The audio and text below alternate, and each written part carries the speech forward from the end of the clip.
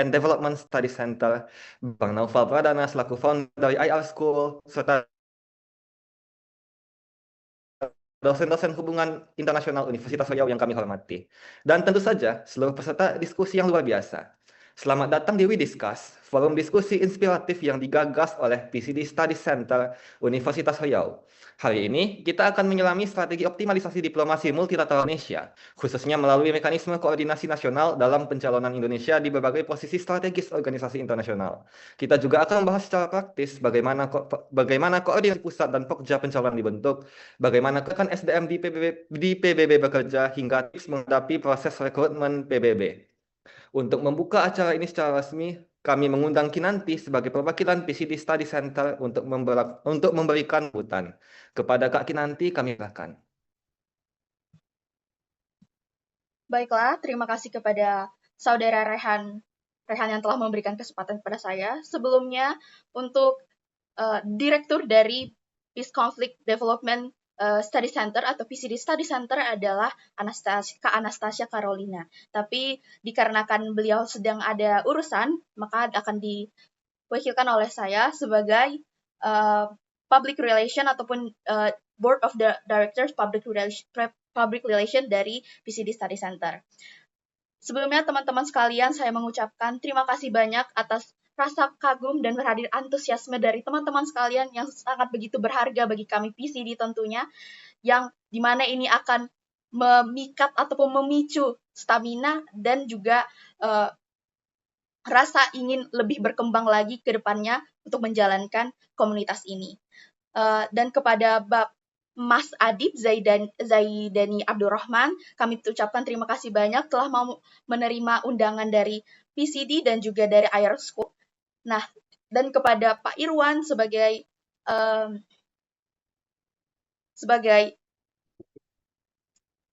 dosen. Halo, permisi. Oh, maaf ya, jaringan, ada kesalahan jaringan ternyata. Nah, kepada Pak Irwan sebagai perwakilan dari dosen hubungan internasional dari Universitas Riau. Saya juga berterima kasih banyak kepada teman-teman lain dari komunitas-komunitas lain. Untuk selanjutnya, mungkin saya bisa kembalikan kepada moderator, karena tidak ada yang bisa saya ucapkan selain merasa terima kasih dan juga tetap semangat untuk kita semua menjalankan hidup-hidup ke depan ini. Terima kasih semuanya. Terima kasih. Silakan Rehan. Terima kasih atas sambutannya, Kak Kinanti. Hadirin sekalian, izinkan saya memperkenalkan narasumber utama kita hari ini. Mas Adib Zaidani Abdurrahman adalah diplomat karir senior dengan pengalaman lebih dari 18 tahun di Kementerian Luar Negeri Republik Indonesia. Beliau pernah ditugaskan di Konsulat Jenderal Republik Indonesia Melbourne tahun 2009, Kedutaan Besar Republik Indonesia Pretoria, Afrika Selatan tahun 2014 hingga 2017, dan menjadi negosiator Indonesia di Komite 5 PBB dari tahun 2020 hingga tahun 2023. Tidak hanya itu, beliau juga dipercaya menjabat sebagai penasihat senior Presiden Majelis Umum PBB ke-77, Presiden Csaba Kőrösi dari Hungaria, sebuah pencapaian membanggakan dalam dunia diplomasi Indonesia. Saat ini, Pak Adib menjabat sebagai Kepala Keanggotaan dan Kontribusi untuk Organisasi Internasional di Sekretariat Ditjen Kerjasama Multilateral Kementerian Luar Negeri Republik Indonesia. Dari sisi akademik, beliau menyandang gelar sarjana ekonomi dari Fakultas Ekonomi Universitas Islam Indonesia, Master of Diplomacy and Trade dari Monash University Australia, MBA dari Western Governors University Utah, Amerika Serikat, dan Diploma in Diplomacy dari Klingendal Institute Belanda. Mari kita sambut dengan hangat Mas Adib Zaidani Abdurrahman. Kepada kepada Mas Adib, kami persilahkan. Terima kasih Mas Rehan atas kind introduction-nya. Ya. Langsung nih, Mas. Sorry. Oh, silakan Mas, silakan. Siap, oke. Baik, ini mau mengingatkan apakah sudah direkord ininya ya, Zoom-nya. Takutnya belum terrecord nanti karena materi yang akan ini sebetulnya bagus untuk diulang-ulang sebagai referensi untuk dilihat gitu. Karena banyak Sudah Mas, sudah. Banyak link gitu. Sudah ya, aman ya. Baik. Yang saya tentunya eh, Iskandar Irwan. Mohon maaf Pak tadi terputus koneksinya. Yang saya hormati Ibu Dr.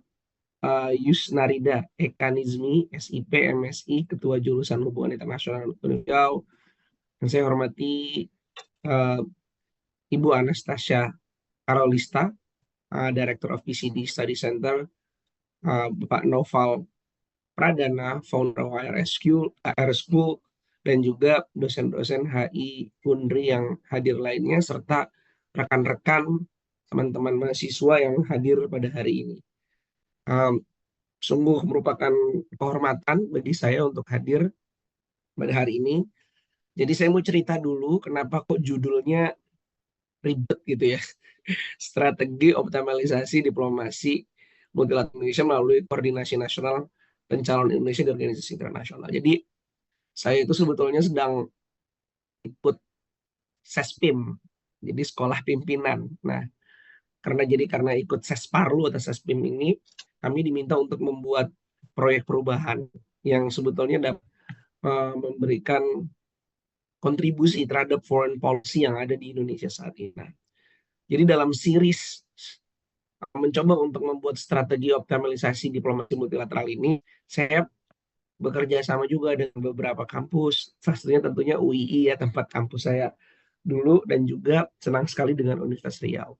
Namun mainly yang akan kita arahkan pada hari ini sebetulnya adalah sesuai permintaan dari PCD, yaitu mengenai peluang karir di organisasi internasional. Peluang karir ini sendiri sebetulnya merupakan bagian penting membuat diplomasi multilateral Indonesia membumi. Salah satu manfaatnya, kalau menurut Perpres nomor 30 tahun 2019, yang penting adalah ketika kita ikut PBB itu bayarnya mahal Bapak dan Ibu. Teman-teman semua, per tahun itu kita harus bayar sekitar 369 miliar untuk jadi anggota PBB doang. Jadi, namun demikian, apakah kita sudah memanfaatkan keanggotaan kita di PBB dengan baik? Nah, salah satu upayanya adalah memberikan informasi seluas-luasnya kepada mahasiswa, kepada angkatan kerja, mengenai strategi dan taktik supaya jadi organisasi internasional, khususnya untuk lulusan HI. Saya mohon izin untuk bisa share. Boleh diberi akses, mohon maaf, Mas Rehan. Ya, sebentar.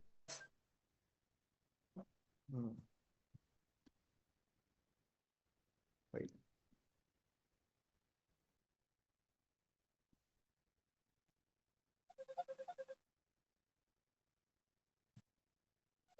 Nah,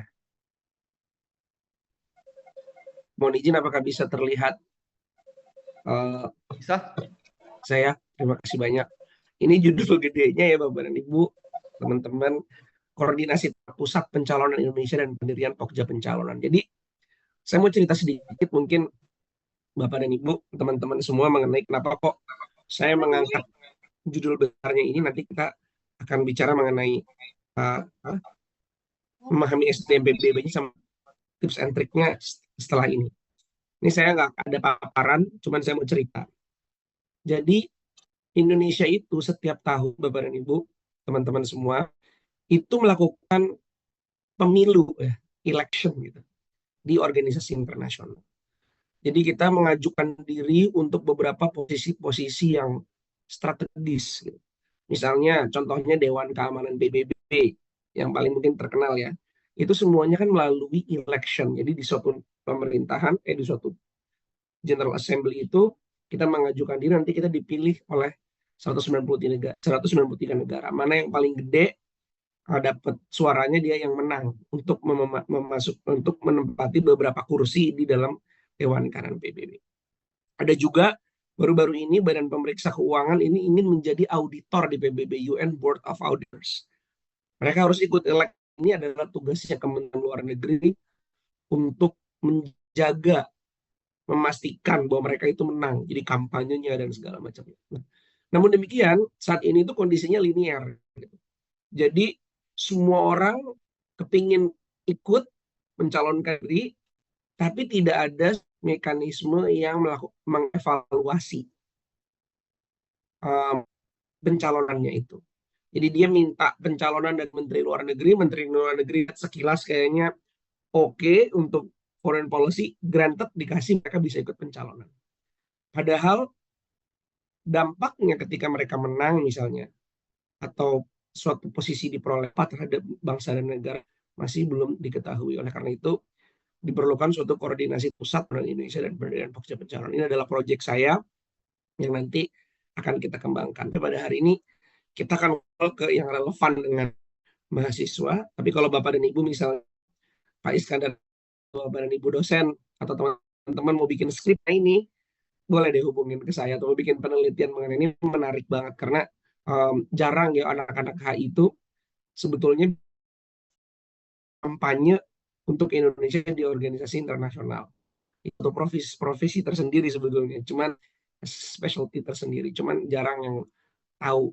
Jadi kita jadi juru kampanye seperti misalnya kita di apa namanya, kalau lagi kampanye nasional sebagai presiden atau pilkada, kita sebutnya untuk BK, Dewan Keamanan, Dewan HAM itu ada juga. Nah, ini kita bisa di nanti kalau memang menarik.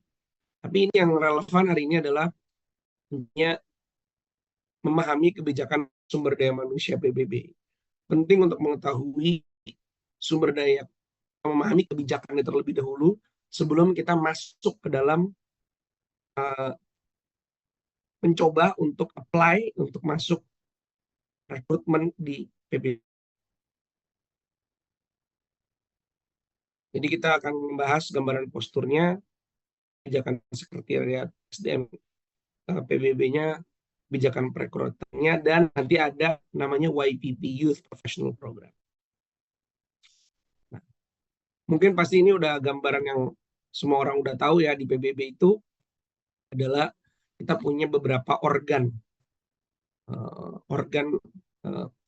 di badan PBB yang dasar gitu ya. Pertama, Security Council, General Assembly itu Majelis Umum PBB, Economic and Social Council ECOSOC, Sekretariat PBB, International Court of Justice,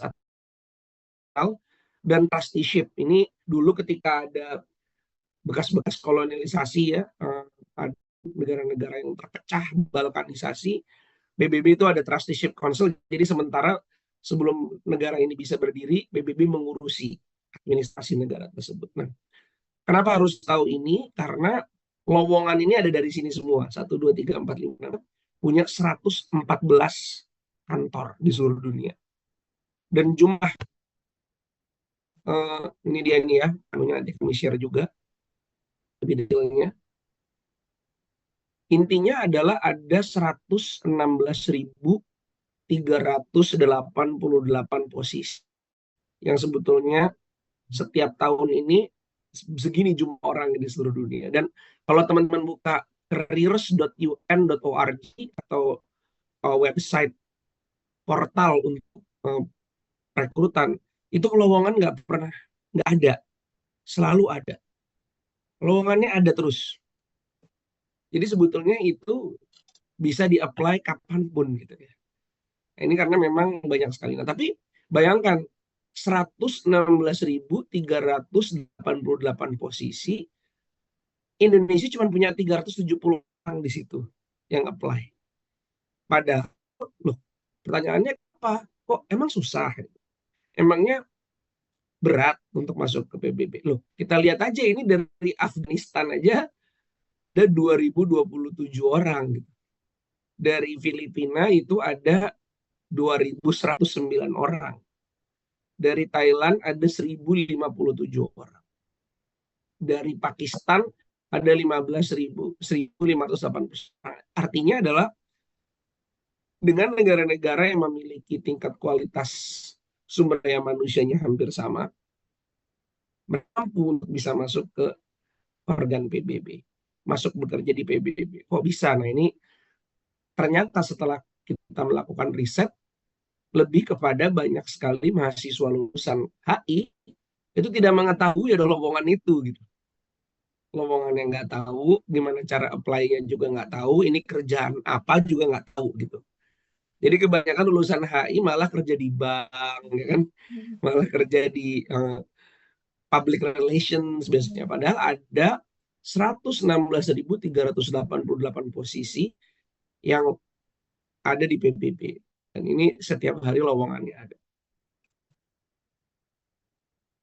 Nah, sekarang saya mau cerita kenapa kok PBB itu menarik untuk dijajaki oleh teman-teman. Satu, kerja di PBB itu ada namanya Noble Mayor Principle. Noble Mayor Principle itu di dalam UN Charter atau dalam piagam PBB itu disebut bahwa bekerja di PBB itu harus kondisinya atau condition of services-nya, kalau bahasa HRD-nya gitu ya, itu harus lebih baik daripada PNS yang terbaik di dunia. Jadi ini kan kalau kerja di PBB itu sebagai civil servant, international civil servant, atau menjadi PNS internasional. Nah, kerjanya jadi PNS internasional menurut PBB itu harus gajinya lebih bagus, kondisi kerjanya lebih enak daripada kerja di PNS negara yang Nah, saat ini menurut standar International Civil Service, Amerika adalah contoh, adalah benchmark atau pembanding kerja sebagai PNS yang terbaik. Nah, PBB itu di atasnya. Jadi dari segi gaji dan keenakan dalam bekerja itu sebetulnya sangat diperhatikan. Nah, bedanya memang bekerja dengan di tempat lain ya, PBB itu adalah mereka memiliki prinsip-prinsip yang memanusiakan manusia. Jadi misalnya contoh, waktu saya di New York selama 4 tahun, kurang lebih lah ya, itu orang-orang kerja di UN itu seminggu kerjanya cuma 3 kali. Sisanya kerjanya di rumah WFH. Terus jam 5 tank udah nggak ngerjain apa-apa lagi. Jadi nggak ada kerjaan dibawa pulang ke rumah dan segala macam. Jadi dan urusan-urusan terkait apa ya istilahnya namanya kayak misalnya kalau work depression dan segala macam itu diadres secara luar biasa oleh PBB supaya itu jangan sampai terjadi. Dan juga ketika orang-orang harassment ya di tempat kerja itu satu sekali. Apakah dia working harassment dari perempuan ke laki-laki ke perempuan ya yang selama ini dilakukan, sexual harassment, verbal harassment, itu semuanya betul-betul diperhatikan luar biasa. Dan di bawah Menpan RB-nya ya kalau di Indonesia itu Kementerian Pemberdayaan Aparatur Negaranya itu ada namanya ICSC, International Civil Service. Artinya gaji di seluruh dunia itu memiliki rate yang sama kecuali tunjangan kemahalan. Ada namanya post adjustment, gajinya gede. Nah, ini sebagai gambaran ya. P1 itu adalah misalnya teman-teman baru lulus. Biasanya apply-nya kalau mau. Jadi ada beberapa poin nanti kita akan bahas. Cuman mau jadi pimpinan di dalam PBB itu, maka masuknya jalurnya melalui profesional. Artinya P1, P2, P3. Nah, P1, P2, P3, P4 ini ketika P1 jenjang paling bawah, itu kalkulasi gajinya itu dengan post adjustment di New York itu sekitar $8.500. Itu paling rendah. Jadi sekitar berapa tuh? Mungkin nyampe lah ya 180 juta lah kurang lebih. Jadi itu gaji basicnya.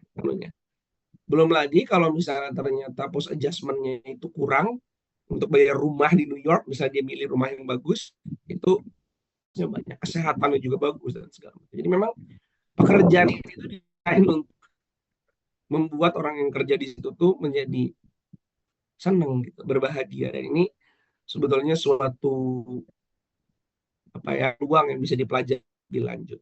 Nah, peran dari Kementerian Luar Negeri, kita ada di sini, saya negosiator di Komite 5 nih, yang pojok sini yang paling kanan, itu menegosiasikan di dalam pekerjaan di PBB itu harus berbanding lurus dengan produktivitas kerja misalnya gitu. Jadi ada sih ininya upaya negosiasinya supaya jangan enak-enak banget lah ya, harus juga produktif gitu. Kadang-kadang ada beberapa yang kurang produktif dan segala macam. Tapi anyhow, tetap sekarang untuk pekerjaan civil service, UN is still the best job sampai saat ini. Karena ada yang namanya Noble Meyer Principle itu. Ini teman bisa lihat di dalam link ini, careers.un.org. Kalau UNDP, www.undp.org.careers, bisa dilihat di sini. Nanti saya kasih ininya. Nah, tahapan perekrutannya itu gimana?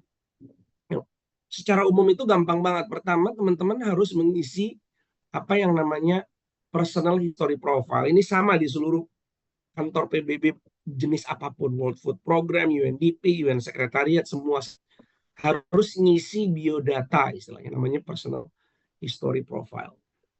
Kita akan bahas nanti ini, cara ngisi gimana. Nah, UN Sekretariat itu membuka sistem namanya Inspira. Untuk ngisi personal history profile itu harus lewat namanya Inspira. Nah, di situ harus ngisi itu. Nah, ini cukup tricky. Kalau misalnya kita ngisinya asal-asalan, ada sistem yang akan auto delete kasih teman-teman. Nah, selanjutnya kalau lulus tes Inspira akan terjadi tes tertulis. Biasanya nih ya, jenis rekruternya beda-beda. Dari general paper and specialized paper. Jadi 2 tahap. Jadi suruh bikin ngerangkum dan segala macam. Terus terakhir wawancara video conference terdiri dari panel orang. Biasanya online. Nah, ini biasanya tiap tahun application periodnya ini segini lamanya nih. Misalnya 30 hari, Juni, tanggal 7 Juni sampai Juli 31 bisa. Jadi biasanya memang dibukanya. Nah, yang bagus daripada UN ini adalah mereka nggak peduli ini dari kampus mana. Asalkan dia tertiary education, dia terregister di negara tersebut, misalnya di Indonesia, maka dia bisa apply. Semuanya. Jadi nggak ada dilihat, oh ini negeri, ini nggak negeri, ini swasta, ini apa itu nggak ada. Jadi asalkan prosesnya terjalani dengan baik, semua checklist mereka nggak peduli berapa. Dan IPK itu sebetulnya penting, tapi nggak penting-penting amat. Tapi justru proses ini yang sebetulnya yang penting, mengikuti prosesnya. Nah, gimana caranya kita tahu bahwa kita tuh sudah siap apa yang dicari oleh UN? Nah, pertama, ini harus dipelajari nih nanti di browsing setelah dari sini. Jadi di UN itu ada 3 core values dan ada core competencies.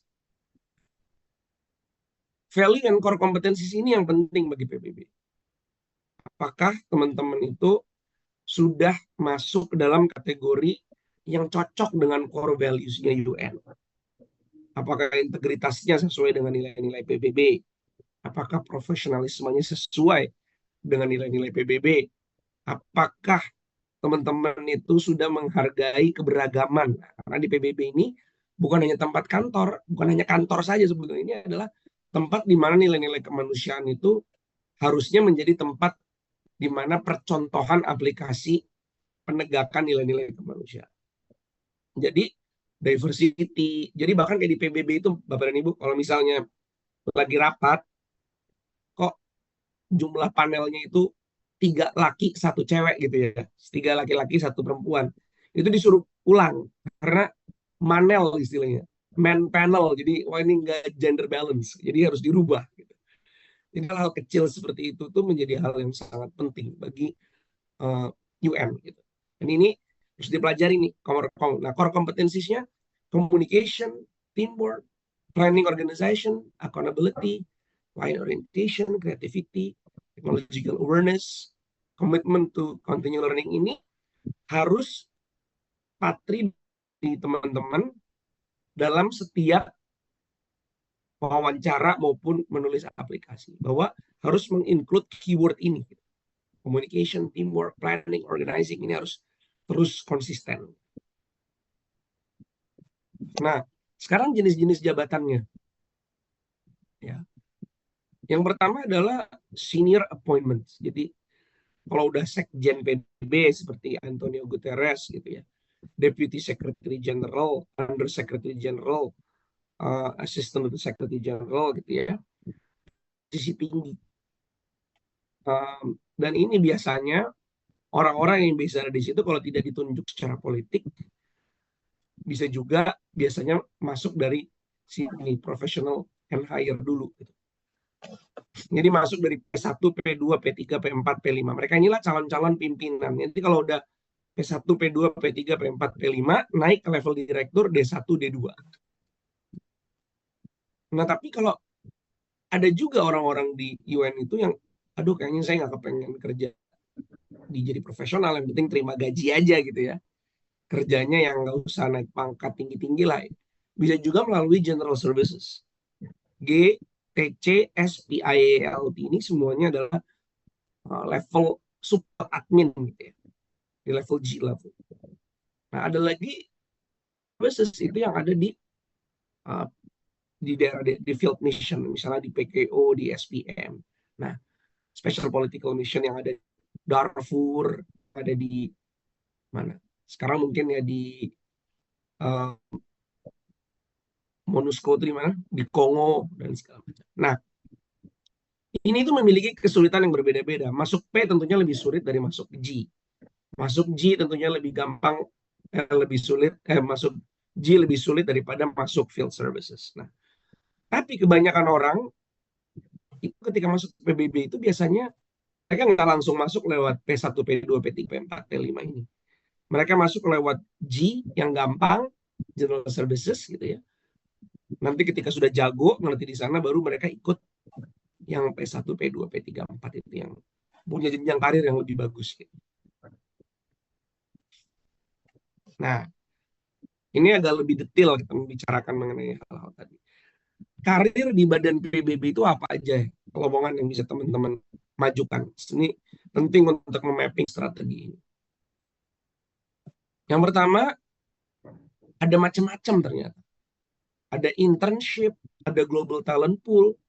Ini adalah pintu masuknya.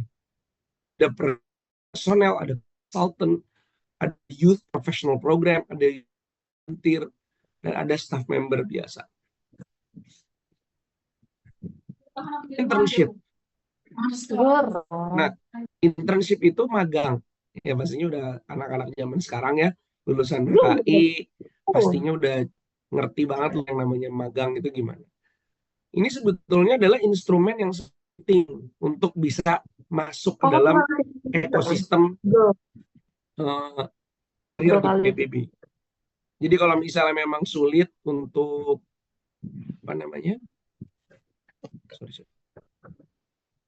kalau memang sulit untuk masuk sebagai pegawai, masuk sebagai intern dulu. Nah, kebijakannya beda-beda, ini harus dilihat. Kalau misalnya internshipnya di UNDP, Funds and Programs, bukan UN Sekretariat yang ada di New York, itu mungkin mohon izin itu kayaknya ada yang bocor ya Mbak Devi Viani ya.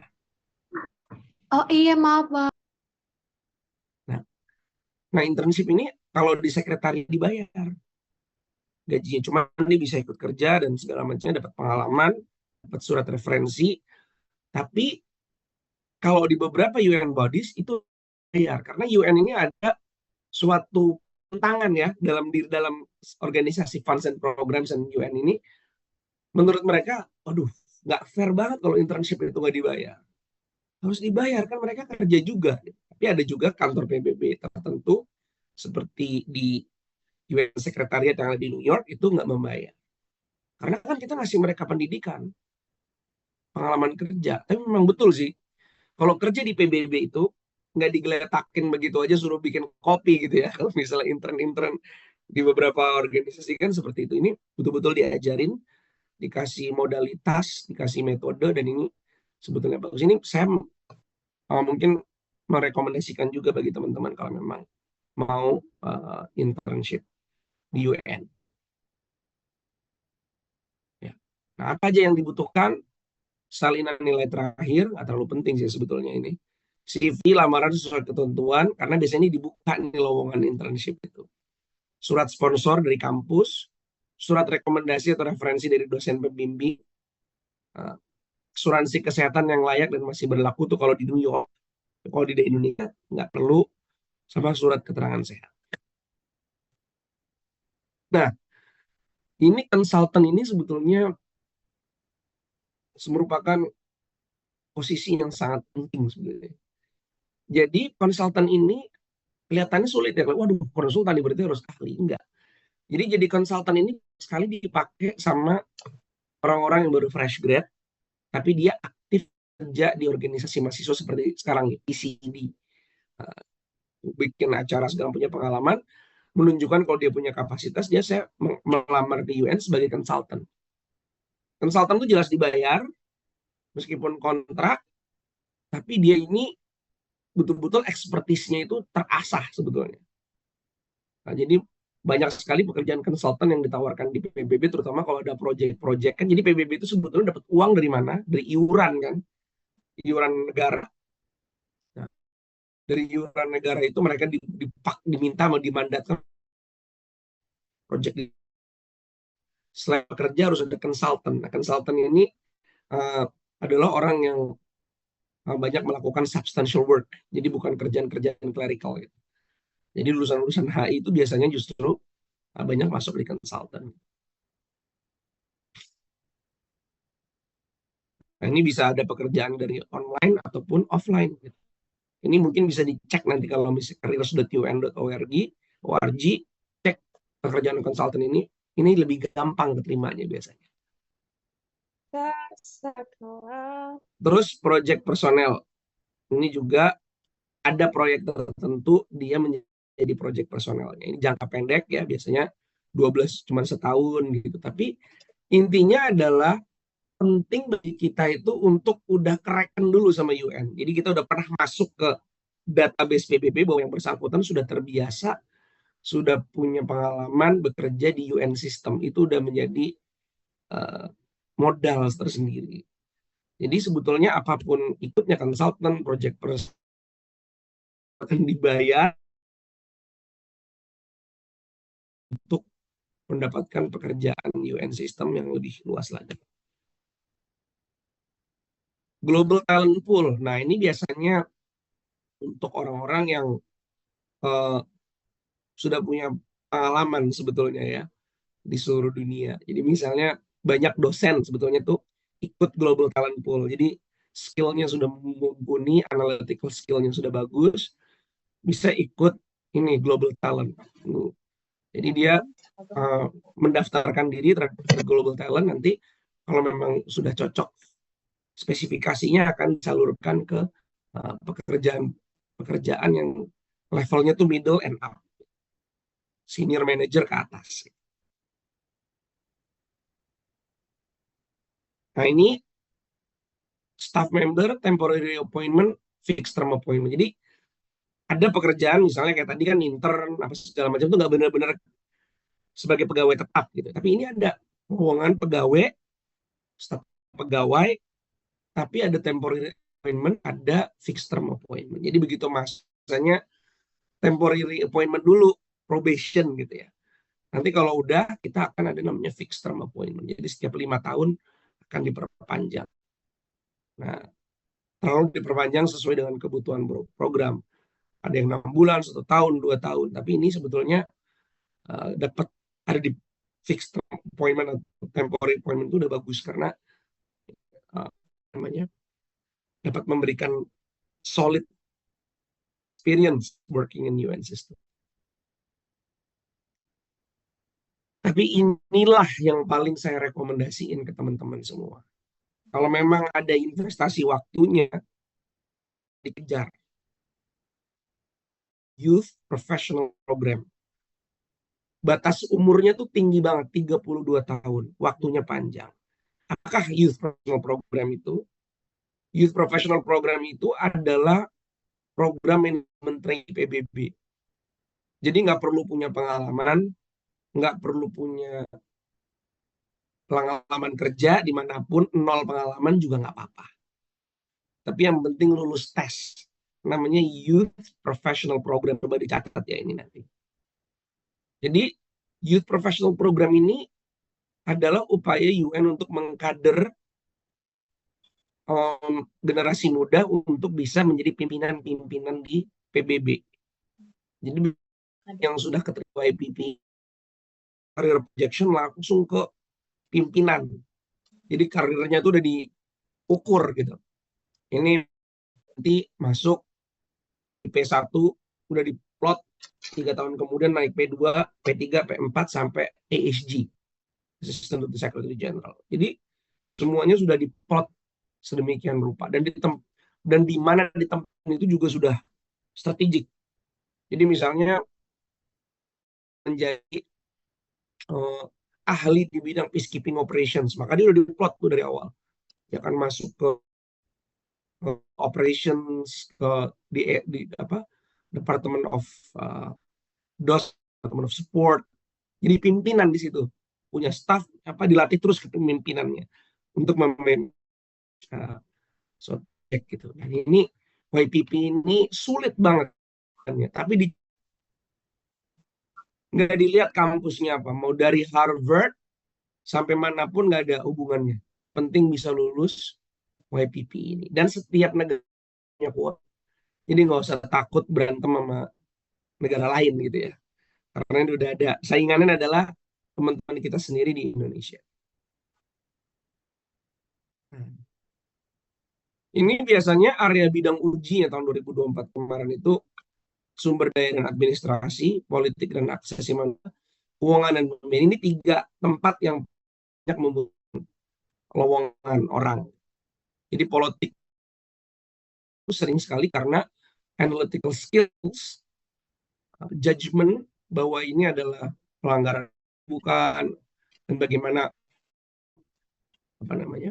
upaya-upaya kemanusiaan yang sudah dilakukan dari proyek itu sangat-sangat penting.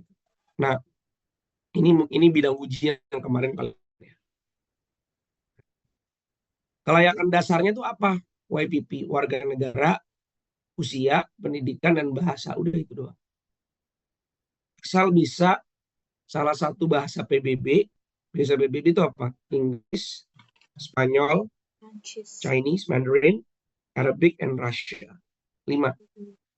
Kalau bisa 2, itu persentasenya akan naik drastis. Pintar bahasa Inggris, oke. Tapi kalau jago bahasa Mandarin selain Inggris atau Spanish selain Inggris, itu akan menaikkan leverage-nya sangat tinggi. Jadi ini perlu dipikirkan. Di Indonesia ini per area yang tadi ya, ini ada sekitar 40. Jadi ada 40 pelamar. Karena YPP ini sebetulnya ternyata nggak banyak-banyak banget yang apply. Jadi ini sebetulnya penting untuk kita coba nih sebetulnya. Tesnya itu juga nggak susah-susah amat sebetulnya ya. Jadi online tes 1 pengetahuan umum dan substantif, multiple choices. Tahu mengenai misalnya values-nya PBB, core competencies-nya, apa yang terjadi di Sahel misalnya ya, itu apa, terus kemudian apa yang dimaksud dengan apa aja kovenan yang ada di human rights gitu ya, apa saja convention yang relevan dan human rights. Nah terus online adalah remote nih menggunakan webcam dan software khusus 2-2,5 jam. Biasanya ini nge-summarize. Jadi ini ada kegiatan, coba kamu summarize. Kira-kira poin-poin pentingnya apa aja. Yang terakhir wawancara berbasis kompetensi tadi. Wawancara berbasis kompetensi tadi yang saya kasih. Tadi. Nih. Nah, pertanyaannya selalu sama. 3 hal. Tell us about a situation when you went above and beyond your manager's expectations. Situasi. Give an example of a time when you use your problem solving to resolve an issue. Ayo tell us about time where you had a number demands being made on you at the same time. How did you handle? Jadi dari 3 pertanyaan ini harus merefleksikan core kompetensi yang sesuai dengan PBB. Gitu. Nah, gimana cara jawabnya? banyak banget di YouTube. Jadi browsingnya adalah how to answer core competencies interview. Nanti dia dicoba.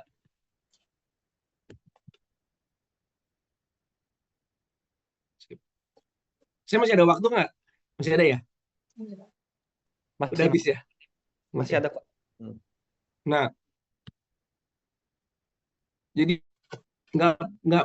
syaratnya itu sebetulnya tidak terlalu muluk-muluk ya. Tidak perlu orang ini harus, di Indonesia ya kebanyakan kan umur maksimal 24 tahun atau 25 tahun untuk masuk ke ODP atau ini apa atau manajemen training di mana-mana. Harus bisa ini, bisa itu, baru lulus sudah diminta pengalaman 3 tahun gitu. Aneh juga gitu ya. Tapi jadi di UN ini sebetulnya sangat manusiawi dalam melihat aplikan ya. Sangat objektif.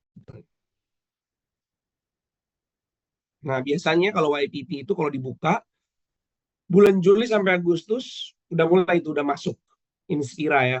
Tadi isi itu Agustus September dilihat nih evaluasi lamanya. November Februari ujian secara online penilaian aplikasi. Mei sampai Juli hasil ujian. Nah, memang kalau ujian YPP itu lama. Jadi harus sabar.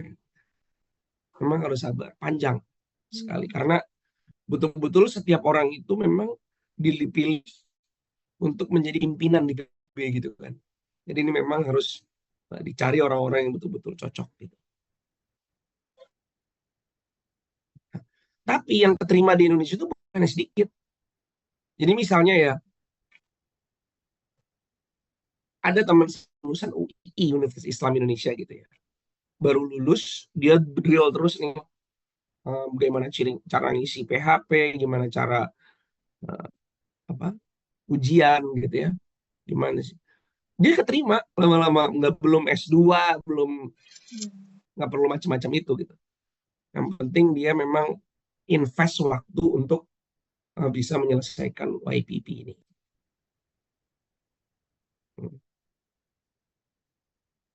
Nah, ini juga motivation statement yang akan sangat penting, nanti kita akan ajarin gimana cara bikinnya. Nah, ini YPP exam. Jadi ini careers.un.org, ada pilihan tersendiri YPP, itu dipanteng terus kapan bukanya. Itu harus dilihat terus karena ini udah jaminan nih kalau keterima YPP, merem aja karirnya udah jalan istilahnya gitu ya. Ini inspira.un.org, isi dulu personal history profiles-nya. Nanti kita bahas kok ini. Masuk sini langsung nih ada tulisan my application, klik. Terus kemudian cari job search-nya apa. Di sini kalau misalnya YPP ya YPP, kalau enggak ya yang lain gitu. Ada consultant, ada macam-macam. Nah, ini juga penting ya. Jadi kerja di PBB itu bukan hanya masalah skill. Nah, itu adalah gini, dia tadi orang baik sebetulnya. Baik ya. Orang yang baik gitu. Jadi dia harus menunjukkan branding dirinya sebagai orang yang sangat menyukai dan memahami isu-isu kemanusiaan dan punya tekad untuk memperkuat isu-isu, untuk menegakkan isu-isu kemanusiaan, untuk menjadikan dunia ini menjadi tempat yang lebih baik dan segala macam. Karena itu branding sosial medianya itu juga harus dilakukan dengan kuat gitu. Jadi jangan dicampur, jangan digabung tuh IG untuk staycation dan vlog-vlog dan yang ada branding bikin sendiri kalau bisa, kalau menurut saya. Jadi menunjukkan bahwa memang social media wise kita menggunakan untuk cause seperti ini PCD sekali ya, untuk supaya meningkatkan minat baca dan kemampuan kemampuan orang-orang untuk bisa meningkatkan kapasitas, itu bagus banget gitu. Ini juga termasuk bagian daripada SDGs kan, Sustainable Development Goals. Ini juga bisa menjadi kendaraan yang baik. Nah, ini di ujung-ujung ini saya pernah bikin webinar sama 3 orang yang sudah terima di PBB barusan aja. Jadi masih fresh banget. Gimana? Ini www.youtube.com, nanti di linknya di copy, dilihat ada YouTube channelnya, nonton dari awal sampai akhir. Ada saya juga di situ, tapi nanti ada yang gimana wawancaranya, gimana ngisinya, tapi ini akan saya sedikit kasih. Nih, jadi kalau udah ngisi YPP atau ini namanya Mas Ahmad Sani, dia itu legal expert ya, LO dia tuh lulusan akuntansi, tapi kerjanya sekarang di OLA, Office of Legal Affairs. Makanya jurusan itu memang bukan, maksudnya ini adalah masalah kompetensi sebetulnya, bukan masalahnya apa dan di mana gitu. Nah, ini dijari nama dia ini job requirement. Yang dia lakukan pertama, harus ngisi sesuai dengan tata cara pengisian job requirement-nya. Jadi awal ini cuma 2 poin kata kayak gini. Terus a minimum 2 years progressively responsible experience. Nggak usah banyak ngomong. Yang penting kasih tahu ini ada 2 ini, pilih 1 atau 2 yang kita fokus, nanti kita bisa elaborasi. Di sini juga experience Excel, Power BI, Click, bla bla bla bla, disebutin juga di sini. Jadi nggak terlalu, nanti ada videonya ditonton secara lebih dekat. Bagus banget. Dia tuh sangat sangat clear gitu kasih tahunya. Nah, di education atau language, kalau menurut dia, setelah dia ngobrol dengan rekrutmen asli dari PBB itu, kantor sumber daya manusianya, nggak peduli mau lulusan dari mana. Mau Harvard kayak Columbia, mau dari Universitas Bangladesh kayak nggak peduli. Yang penting adalah kebetulan aja nih Mas Ahmad lulusan Columbia Uni, kebetulan gitu. Tapi dia di sini nggak peduli. Tapi yang penting ini adalah ini nih sebetulnya. Language. Lagi sebetulnya language. Mas Ahmad ini apply gagal-gagal terus beberapa kali. Tapi dia merasa dikasih tahu Ahmad, if you were concerned investing your times to learn another additional language, satu language lagi, either France or Spanish, Chinese, Russians, and one of those, you have a better chance. Jadi memang itu language itu betul-betul kepake banget yang namanya di PBB itu. Jadi karena akan bisa diproyeksi kemana-mana. Dan sebetulnya ini menjadi strength-nya anak HI juga sebetulnya. Anak HI harapannya kan akan menjadi officer hubungan internasional ya. Makanya multi language itu harus menjadi skill yang seharusnya betul-betul penting. Nah, ini experience nih, ringkas, tajam, relevan dengan posisi atau pernyataan, 3 poin menjelaskan job XYZ. Jadi kalau Google, coba cek di internet namanya Google XYZ, Google Z resume. Jadi menurut Google ya, dan ini sebenarnya dipakai di juga gitu ya.